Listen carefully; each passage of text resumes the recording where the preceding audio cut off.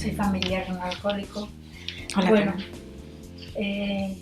yo soy también hija de un alcohólico.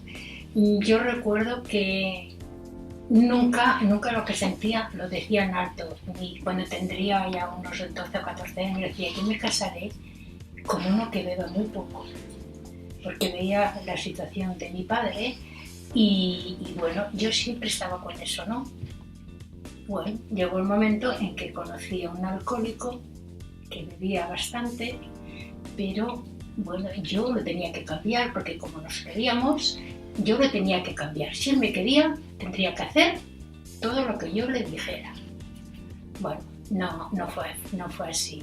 Había temporadas que sí, que yo, por ejemplo, lo amenazaba, yo me voy de casa, yo te dejo, y bueno, como que se paraba algunos días que no, de beber, ¿no? Pero bueno, continuamente.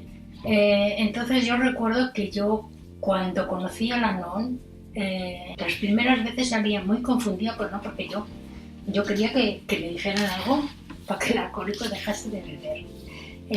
Bueno, poquito a poco fui entendiendo. A mí me ayudaba mucho a hablar con compañeras que tenían esa misma situación, me tranquilizaba mucho.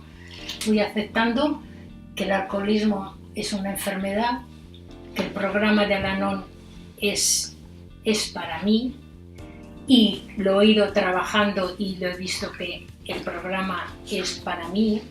Mi vida ha cambiado, está cambiando, he aceptado situaciones y al aceptarlo ya es como ya me he hecho yo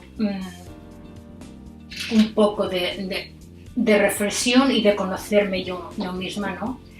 Entonces yo también tengo que dar gracias a los grupos, a los compañeros, porque bueno, mi vida es totalmente diferente a la que vivía y la que tenía, ¿no? Y nada más, gracias.